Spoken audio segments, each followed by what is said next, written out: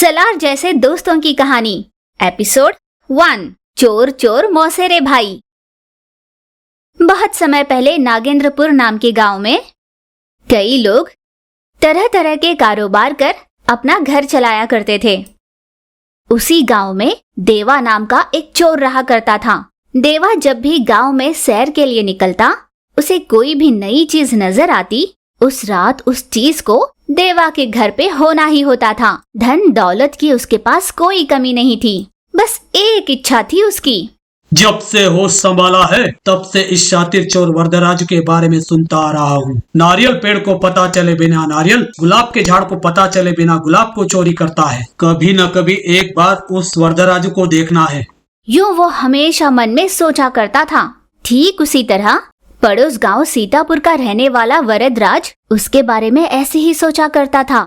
सुना है कोई देवा है जो बिना दूध को पता चले दही चोरी करता है। उसे किसी भी तरह एक बार मिलना पड़ेगा, दोस्ती करनी होगी। वो कैसे चोरी करता है उसका पता लगाना है। यूं वो हमेशा अपने मन में सोचा करता। एक दिन रात के भोजन में वरदराज ने तरह तरह के स्वादिष्ट व्यंजनों के साथ चोरी कर लाई हुई देसी मुर्गी के मजे लिए और वो निकल पड़ा। आज किसी भी तरह उस देवा को देखना ही है। ऐसे मन ही मन सोचकर पैदल चलता चला गया। यूं चलते चलते एक बड़े से बड़ के वृक्ष के नीचे वो थोड़ी देर आराम करने की सोच उस वृक्ष के पास रुक गया। वहां वृक्ष के नीचे सीना तान कर हट्टा कट्टा देवा बैठा हुआ था। सुनिए, थोड़ा हटेंगे क्या? उसके यूं पूछने पर देवा ने उसे बैठने की जगह दी। यूं बैठे हुए उन दोनों के बीच एक दूसरे का परिचय हुआ। बातचीत इतनी बढ़ी कि दोनों ने एक दूसरे के बारे में विस्तार से जाना। क्या नाम है आपका? मेरा नाम देवा है, मैं नागेंद्रपुरम का रहने वाला हूँ। जैसे ही उसने अपना नाम बताया, वरदराज मन ही मन ये सोचकर खुश हुआ। किस काम से जा रहे हैं आप? वहाँ वरदराजू नाम के एक इंसान है, उनसे मिलना है। कि जिसकी तलाश में वो निकला था वो खुद उसे मिल गया। यूं जैसे ही देवा ने अपने मन की बात कही, वरदराज ये जानकर बहुत खुश हुआ। उन दोनों ने ये जान लिया कि बिना परिचय के ही उन दोनों के मन में एक दूसरे के लिए आदर है। साहब, मैंने सुना है कि आपने गांव के जमींदार के यहाँ चोरी की है। उसके बारे में लोग कई तरह की कहानियां बनाते जा रहे हैं। यूं देवा उसकी चोरियों के बारे में जितना कुछ जानता था उसके बारे में विस्तार से पूछना और वरदराज का जवाब में सब कुछ बताना। मैंने सुना है कि आपने समंदर में रहकर नाव की चोरी की है। ये चल रहा था। यूं वरदराज ने भी उत्सुकता से पूछा। यूं उन दोनों ने एक दूसरे के प्रति अपने आदर को जताया। वरदराजू जी, आपको मेरे घर आना होगा और आज रात को मेरे घर में रहना होगा। यूं देव ने कहा।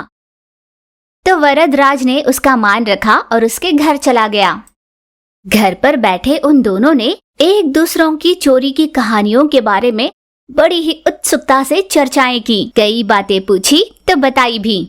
वरदराजू जी, आइए खाना खाते हैं। यूं उसे भोजन के लिए कहकर देवा चाहता था कि वो अपना ओहदा उसे बताए, इसलिए सोने की थाली में उसे भोजन परोसा। वरदराज, जो खुद ही इतना बड़ा चोर था, सोने की थाल पर उसकी नजर पड़ी। देवा ने भी उसकी मंशा भाप ली। आज रात किसी भी तरह इस सोने की थाली को चोरी करना ही पड़ेगा। यूं उसने मन ही मन सोच लिया। देवा को वरदराज के अगले कदम का पता चल गया था, इसलिए उसने उस सोने की थाल को सज्जे के ऊपर छुपा दिया। वरदराज ने ये देख लिया। उस अट्टे के नीचे ही मेरी चादर बिछाइए।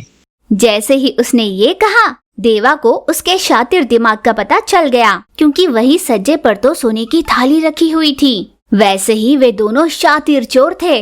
देवा को इस बात का अंदाजा था कि जरूर वरदराज रातों रात थाली गायब कर देगा, इसीलिए देवा ने उस सोने की थाल में भर कर पानी डाल दिया, जिससे जैसे ही थाली को हिलाया जाए तो उसमें से सारा पानी छलक कर उसकी नींद उड़ जाए। जैसे ही आधी रात बीती, वरदराज नींद से जागा और उसने सोने की थाल देखी। ओहो, सोने की थाली को पानी से भर दिया तूने। ऐसे उसने मन ही मन सोचा और वरदराज ने बहुत सारे कोयले लाकर उस थाली में डाल दिए ताकि कोयला सारा पानी सोख ले। फिर वरदराज ने सोने की थाल ली और गांव के एक नदी में उसे छुपा दिया और निशानी के तौर पर एक बड़ा सा तना उस जगह पर गाड़ दिया। तभी के तभी वहाँ से निकल जाता तो देवा को उस पर शक होता, इसलिए वो वापस जाकर देवा के घर पर सो गया। थोड़ी देर बाद देवा की आंख खुली और उसने उठकर देखा, सज्जे पर सोने की थाली नहीं थी। ओहो, तो चोरी कर ली इसने। उसने वरदराज की ओर देखा और उसका ध्यान गया वरदराज के घुटनों तक भीगे हुए कपड़ों पर। घुटनों तक पानी, यानी ये अपने गांव का नदी ही है। यूं अंदाजा लगाकर देवा सीधे नदी के पास पहुंचा। उसने गाड़ कर रखा हुआ तना देखा तो उसके नीचे सोने की थाली थी। देवा ने सोने की थाल नदी से बाहर निकाली और उसे घर ले गया। अगले सवेरे जब जागकर वरदराज ने देखा तो मेज पर सोने की थाल रखी हुई थी। देवा, क्या तुम्हारे घर में 2 सोने की थालियां हैं?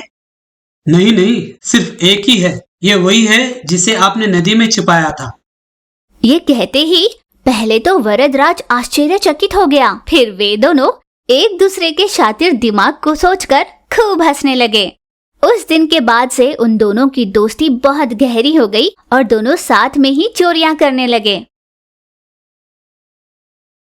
अगर ये कहानी आपको अच्छी लगी तो इसे लाइक, शेयर और हमारे चैनल को सब्सक्राइब करना ना भूलें।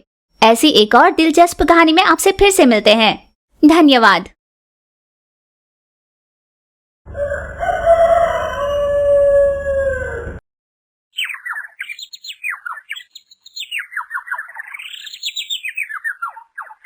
राजनपुर नाम के गांव में राजा राम नाम का एक आदमी रहता था। एक दिन वो बहुत ही बीमार हो गया। उसने अपने बेटे रवि को अपने पास बुलाकर कहा, बेटा रवि, तुम कभी भी झूठ नहीं बोलोगे, मुझे वचन दो। यूं पिता ने अपने बेटे से कहा। बेटे रवि ने हाथ पर हाथ रख पिता को वचन देते हुए कहा कि वो ऐसा ही करेगा। एक दिन रवि जंगल के रास्ते शहर जा रहा था। तब जंगल में कुछ डाकुओं ने रवि को घेर लिया। उनमें से एक डाकू ने पूछा, क्या है तुम्हारे पास? उस पर रवि ने घबराते हुए कहा, मेरे पास 50 रुपए है। यूं जब रवि ने बताया तो उनमें से एक डाकू ने उसकी जेब में हाथ रख टटोला, पर उन्हें रवि के पास कुछ भी नहीं मिला। वे तीनों बिना कुछ कहे वहां से वापस लौट ही रहे थे कि रवि ने पीछे से उन्हें आवाज देकर बुलाया, मैं सच कह रहा हूँ, मेरे पास 50 रुपए हैं। मैंने उस 50 रुपए को अपनी कमीज में छिपा कर रखा है, इसलिए आपको नहीं मिला। ये लीजिए। मासूम रवि ने अपने कमीज में छिपा कर रखा 50 रुपए का नोट निकालकर उस डाकू को दे दिया। डाकू के मुखिया को रवि की मासूमियत बहुत भा गई। वो डाकू उससे इतना खुश हो गया कि बदले में उसने रवि को 100 रुपए दे दिए और वहां से चला गया। रवि को उस दिन ये बात समझ में आई कि उसके पिता ने उसे हमेशा सच कहने के लिए क्यों कहा था, क्योंकि जो सच का साथ देता है सफलता हमेशा उसके साथ ही रहती है। तो दोस्तों, कैसी लगी आपको ये कहानी? अगर पसंद आए तो हमारे चैनल को सब्सक्राइब जरूर करना। आपका बहुत आभार।